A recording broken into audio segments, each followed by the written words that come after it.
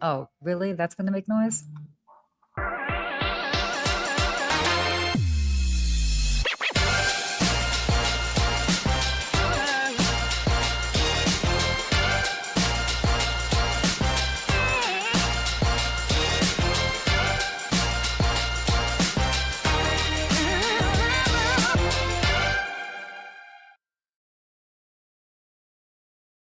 That intro music gets me every time. It Still does to it. this Getting us day. pumped up. Is it a year Yeah, later? 6 months later. I something don't know. like We've had that. it for a while, but it's really good. We Well, have. Sarah, I'm coming to Good you morning. live from my home today, not from the Ooh, studio. Got my ooh. daughter home sick in the other room, so she's being a champ. And we're team players. The show must go on for all the listeners and viewers. We make it happen no matter what. Yeah, we definitely make it happen. Well, and it goes to show you guys that we always have lots going on. I mean, for me, I'm in a different country every week, so it seems, or different city or a different hotel Mhm. room.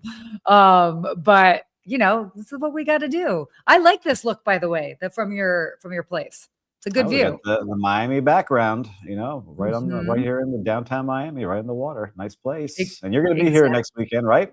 Or that's this week. Yes. Week coming. Yes. Wait, by the way, before we even continue, I do have to make sure for everybody that is joining, you need to wish Steve a very happy birthday because it was Oh, his birthday yesterday. it was birthday yesterday. Crazy day. So I'm gonna celebrate this weekend. So I think we just make it a joint party at some point. That's what we're Well, gonna do. well, we're doing dinner on Saturday. Still have yet to tell you where and when, but I'll tell you Done. offline. No, let me Everyone tell can you join. now. Open party. Everybody come join us on Saturday.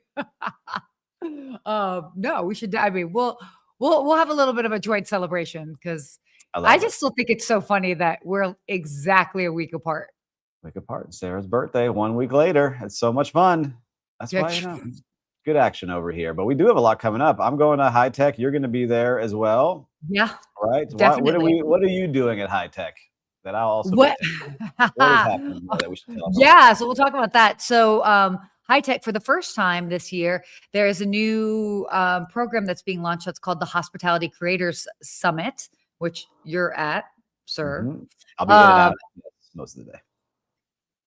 Yeah, I and got it. on the 15th on Monday, and basically it's kind of a one-day summit for all hospitality creators and also brands that work with creators more in the B2B space when it comes to that, and kind of whether it's talking about best practices, insider tips, hearing from the brands and how they want to work with creators, how you can elevate your brand if you are creating a personal brand and you're starting out. So it's going to be a really wonderful discussion. I've seen the programming. I'm part of the programming, for goodness Mhm. sakes, but it'll be a really great day. So I'm excited because that's actually the main reason why I'm coming in. I'll be around on Tuesday. So if you guys are at High Tech on Tuesday, come see me. Get it while it's hot because otherwise she out. Yeah, I'll be there till Thursday. Oh, always exciting. I'll be there till Thursday. Yeah. Yeah. No, you're going to be there for a whole time. But also, I think before we dive into today, it would be remiss of us to not talk about what is going on actually right now in New York. So it's big day, big week in New York. I'm having major FOMO, but that's okay. There's been the NYU Investors Conference, Yep. which really I actually was reading up on some of the notes about that, but I mean, kind of what we covered in our show, maybe I think it was 2 weeks ago, very much this sort of K. The economy is in the letter K. I'd like to buy a vowel to counteract our K that we got. So it's an interesting time for the industry. So I highly recommend for anybody that is interested, check out the notes on what's going on with the NYU Investment Conference. And then also today, Skift has Yep. its very own one-day data and AI summit that's happening. Sold out. So Yep, sold out. So they filled the room. Good job, everybody over at Skift. that's going to be, I really wanted to be part of that discussion just because I've got my fingers in a couple of different AI companies, but alas, another time. So yeah, there's a lot. And then it's also New York Tech Week. So there's so much going on. Oh, I wish I was there. I wish I was there. Well, we got a lot going on in the world, but I think before we talk about what's happening in the world of hospitality, we've got a brand new sponsor for our show. We always love talking about new sponsors. And we've Yes. got, hey, this episode is brought to you by Cloudbeds. Cloudbeds unifies your operations, distribution, guest experience, and revenue marketing in one place. Powered by Signals, hospitality's first foundation AI model. So whether you're trying to drive more direct bookings, cut training time, or finally get your data working for you, Cloudbeds is built for what's next. Learn more at cloudbeds.com/GMH. That's cloudbeds.com/GMH. Look at that ad read. Man, we're getting good. We're getting You do that. So I think you should just do them all. You're far more serious than I am. No, but you do great. You do a great job. Serious. No, but yeah, I think with that should we dive into our first topic here? Because everybody loves a good Las Vegas story. And we got a big Las Vegas story, 2 Las Vegas stories. My gosh. I actually, as I was flying back from Amsterdam last week, I got a text about Caesars. So for those that might not know, 2 billionaires have basically just moved in on the Las Vegas Strip. So Caesars agrees to a $5.7 billion takeover by Tilman Fertitta. Interesting with that buying it, he's also taking on an additional $11.9 billion of Caesars' existing debt. This is, I mean, what was fascinating is like how it's like the deal value Caesars at $31 a share, which is about 49% above where it was before the takeover rumors started.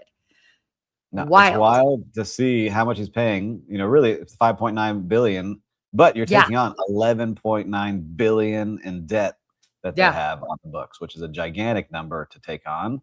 But Tilman, if you know, like he's got his restaurant empire, he's got hotels, he owns, I guess, the Houston Rockets that he owns. So he knows how to make money. He had a little TV show I remember at one point where he was kind of like The Apprentice and the other shows where he helps like companies come in and figure out if he's going to buy them and plug them into his system. So one thing I did learn from that show is just the power of having so much buying power. Yeah. Right? So you can make deals and save on things. So I'm sure he's thinking about that in this way of how do we plug in my restaurants to the hotels? How am I going to make savings across every product point in a hotel, in the casinos? How are you going to drive more revenue in there to really drive business? Especially because right now, we talked about it a couple of times where Las Vegas has been struggling with the new demand from some of the younger travelers that aren't gambling as much or smoking or drinking. So all the vices are that Vegas might be known for, plus many others, aren't being used, but they're there for shows and going to see the Sphere and seeing sporting events and all these other things. So it's interesting to see how Vegas starts to transform. What's fascinating with that is some may not be as aware, but actually he's cousins with the other Fertitta brothers who own the Station casinos. So basically those are the ones that are off the Strip.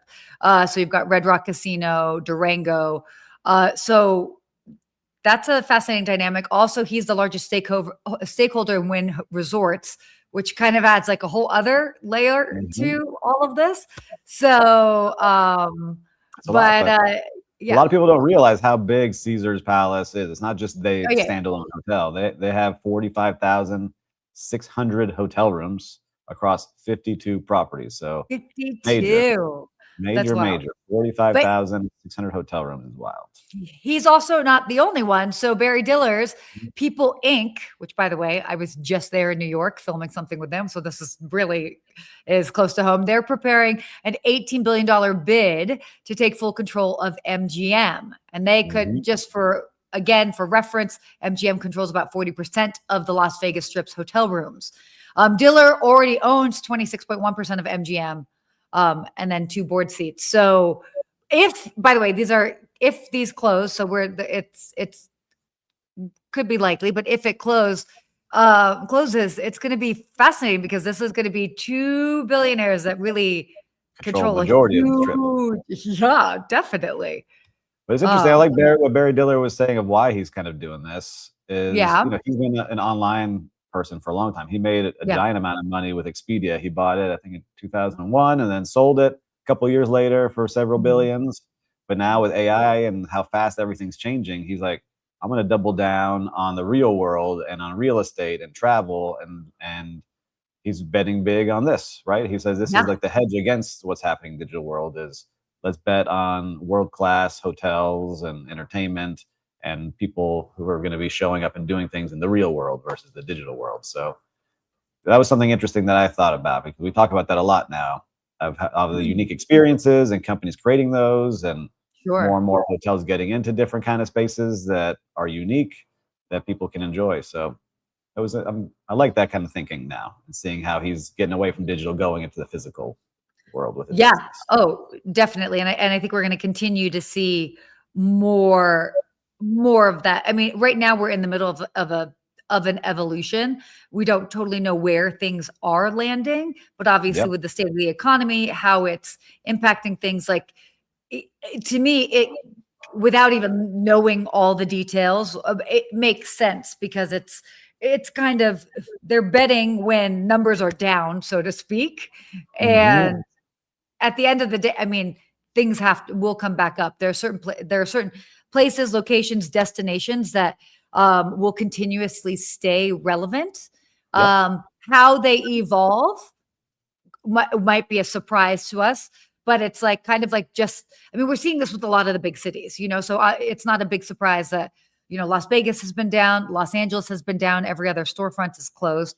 I mean, I've heard even Miami's kind of quiet too, right? Yes, and it's evolving, right? I think because like Miami Beach wants to become the next blue zone, right? They want to be known as the health and wellness center of the world in the United States. And so they're trying to evolve from party city, nightclubs, craziness into that. And I think there's a balance of all that. And I think Vegas will find that as well, that balance, where I see more and more people going for the concerts and more things like, I think, the Sphere and F1 and more sporting teams in Vegas now. So I think that's where you're going to start to see things evolve into. It's like you can still have a good time, but then there's other things going on versus gambling, smoking, drinking, shows.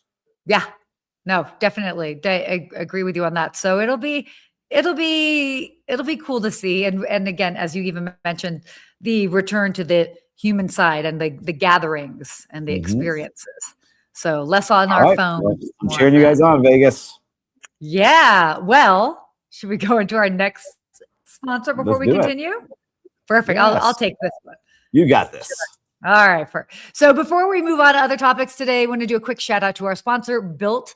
This episode is brought to you by Built. They are helping restaurants and hotel F&B teams better understand their guests and create more personalized experiences that drive repeat visits. So if you care about loyalty and guest experiences, it is worth checking out. So head to joinbuilt.com/GMH. Thank you guys so much. Thanks, Built. Very good. Yeah. So yeah, kind of moving on from the topic of Vegas. This is kind of interesting. Our next topic here, hotels won the direct bookings economics, and but they just lost the headlines. So this was the direct bookings tug of war, as you can see.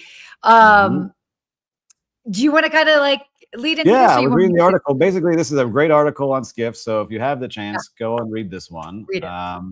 Because what they've got going on here is they're talking about the history of kind of OTAs that's popped up and how they started taking market share away, and really how hard hotels have been pushing, spending hundreds of millions of dollars trying to educate the public, saying like, Hilton, stop clicking everywhere, book direct with us. They wrap it on their keys, on the elevators. Every time they walk in, they're trying to get people on an app. If you haven't been on an app, same thing with Marriott and Hyatt and all the big boys now. They want you in their world and their system, so you're booking direct. Why is that? Because OTAs charge big fees to make sure that's how they run their business. They're sending you, they get their commission, and it takes a big chunk out of the bottom line for hotels. So they'd rather have guests coming in and doing that. And this article really explains kind of the nitty gritty of how hotel groups, especially the big ones, had to negotiate with the Bookings and Expedias of the world to get their rates down, and then why people should be booking direct. But it's still hard for people to understand.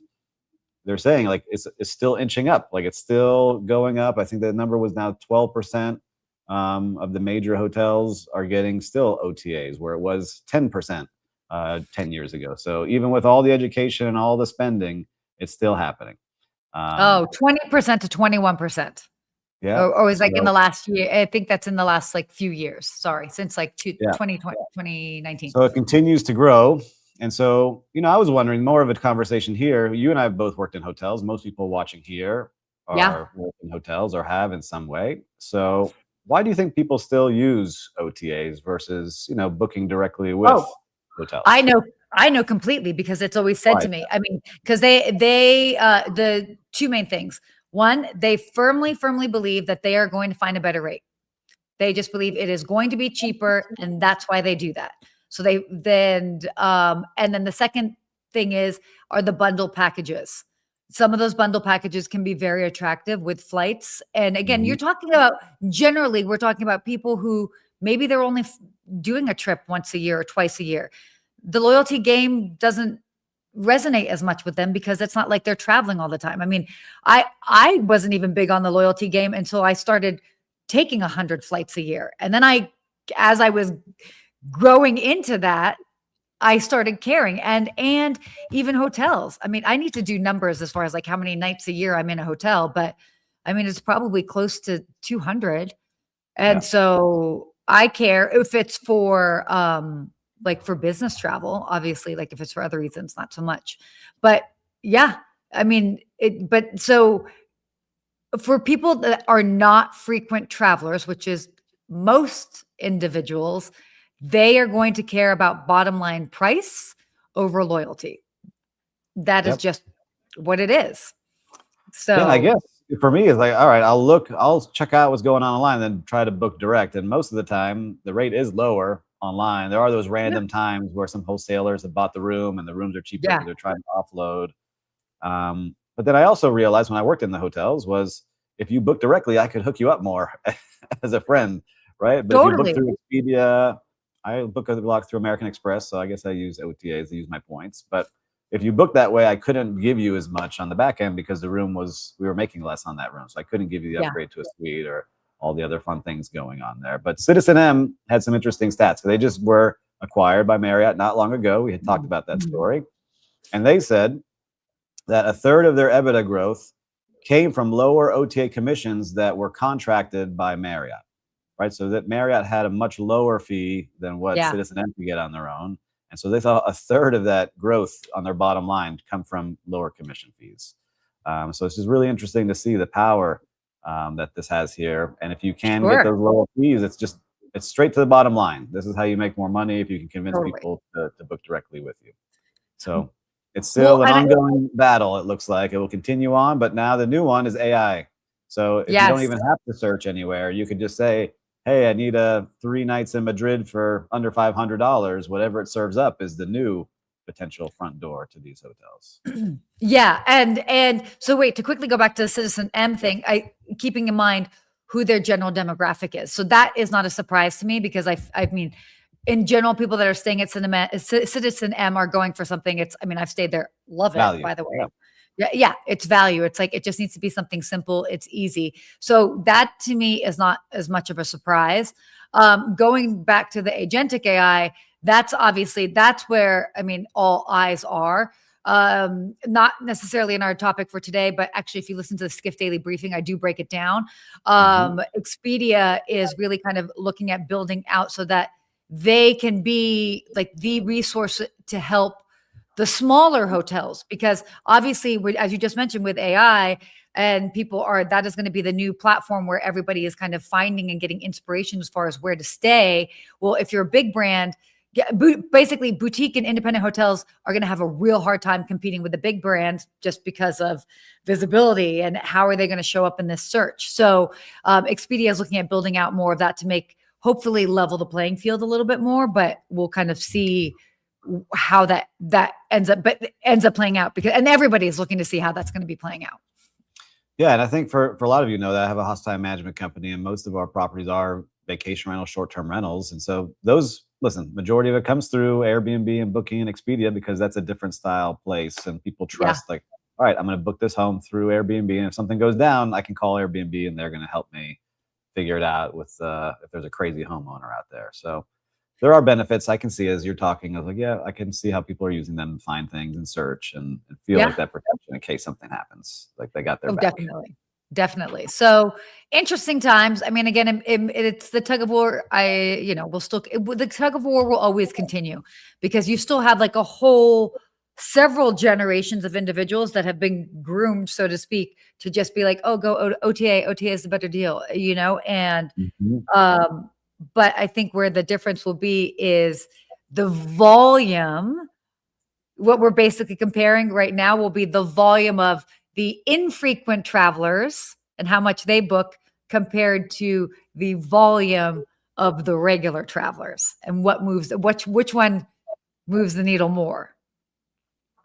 I agree with you. Let's see what happens here. I think AI will have a big piece because I'm already using it to book travel all the time. So, they get smarter every day.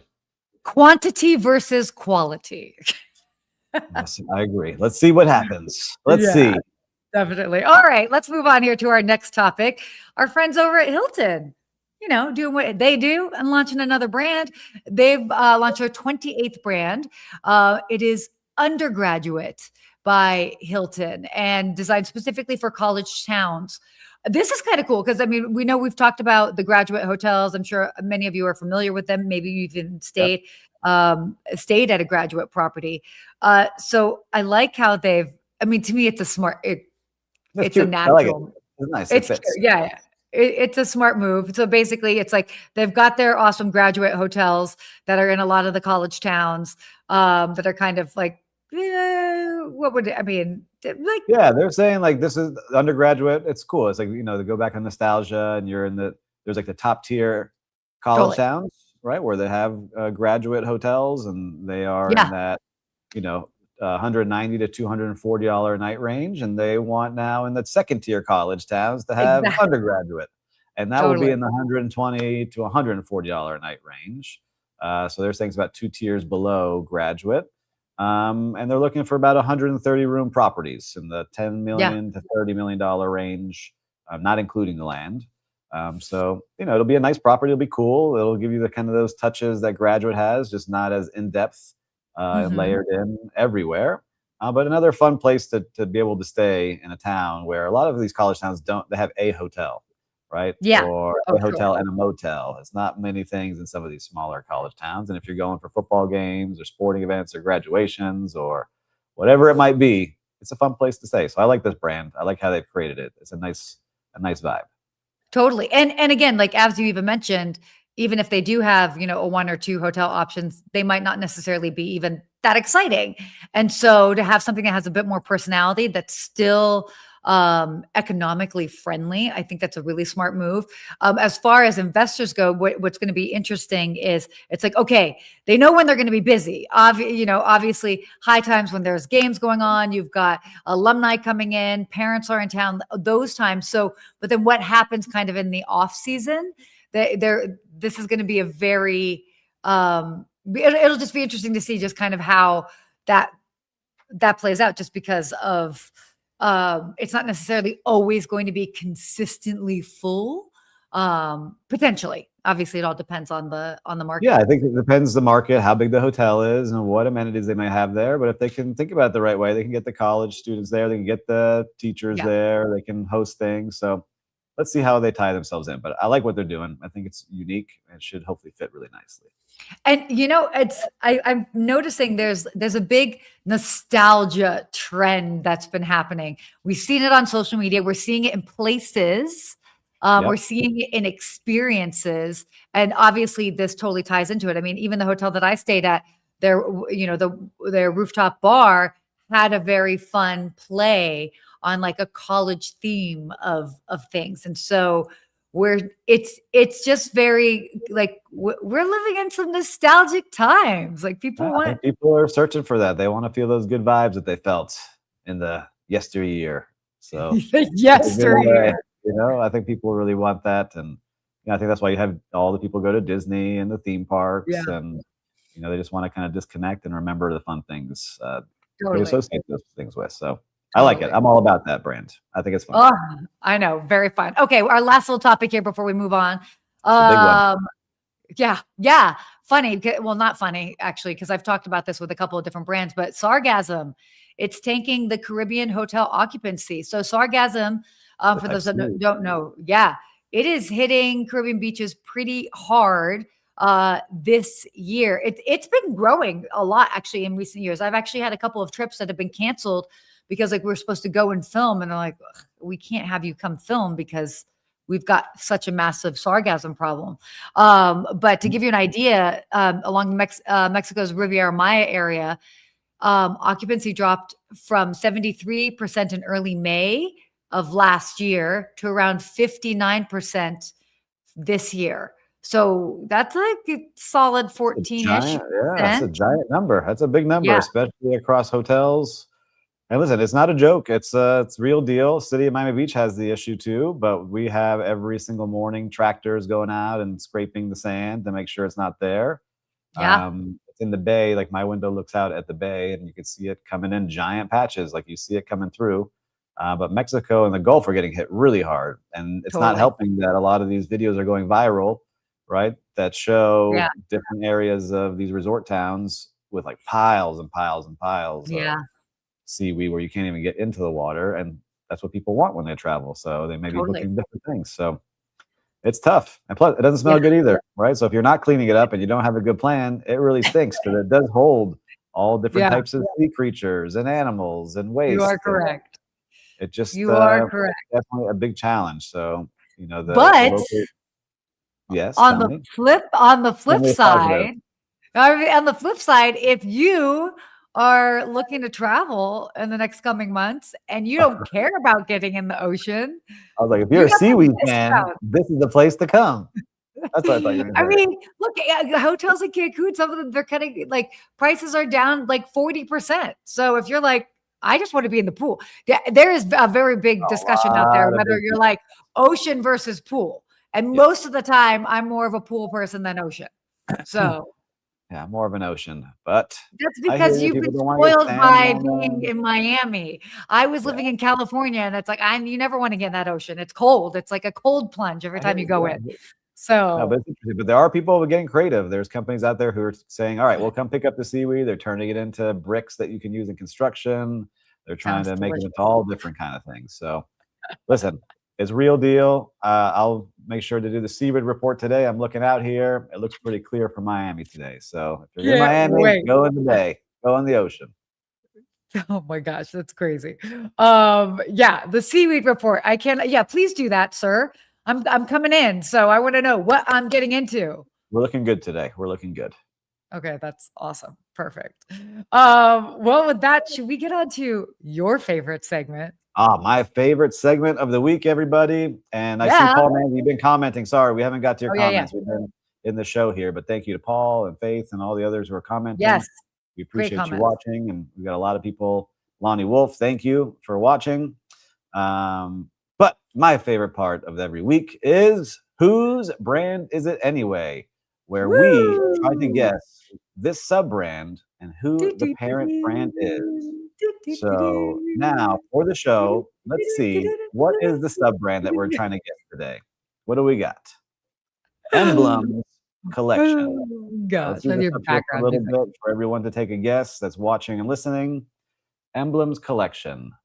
I've never seen that brand. Have you seen that brand, Sarah? No. Emblems Collection.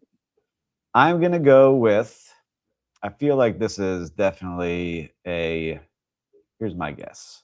I'm going to say Hilton is my guess. I'm going to say IHG. IHG what do you guys? And Hilton. Yeah. Viewers and listeners, put your guesses in now. You have 3 seconds. 3, 2, 1. Wow. Those were fast seconds, sir. And now, who does it belong to?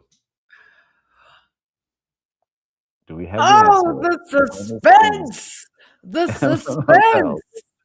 We may need to look it up ourselves. Who is Emblem Hotel Collection belong to? Fine. Do we know? We might have to keep this for next show. Oh, do you know? I got it. I got it. It is. Man, I always guess this one too. Accor. Oh. Accor Hotels. And we got Paul Manzi shouting that one out. He got it correct. Accor Hotels is Emblem Hotel Collection or Emblems Collection. And they got some really cool hotels. So make sure to check out Emblems when you have a chance. But it looks very, very cool for me. They got horses, they got landscape hotels, all different kind of landmark destinations over at Emblems. So again, Accor, nice job. I see we still have some homework to do here. I mean, Wow, what a Manzi got it show. right, but You got it right. I don't know how much you searched for that, Paul. Oh, we gave you a lot of time. Oh, Lonnie got it right too. Oh my gosh, there might be a delay. Who knows? Well, we had a great show here today, Sarah. And as we said, I'm here home with my daughter, who I got to take to the doctor. Right now, she's not feeling good, guys. So send her some positive vibes, but we didn't want to miss the show. Better. Yep, me too. And as always, if you haven't yet, make sure to check out our 2 sponsors, Cloudbeds and Built, and make sure to subscribe. This is a great show. Make sure to share it with one of your friends. We love seeing all the new faces and names that watch live every single week. We appreciate you very much. So until next week. And be sure to join us next week because, by the way, we're going to be live together. That's right. Join us. We'll be live. We're going to figure out where to do it, but we'll make it happen. We'll be live. So until next week, everybody, stay hospitable. Hospitable. Bye.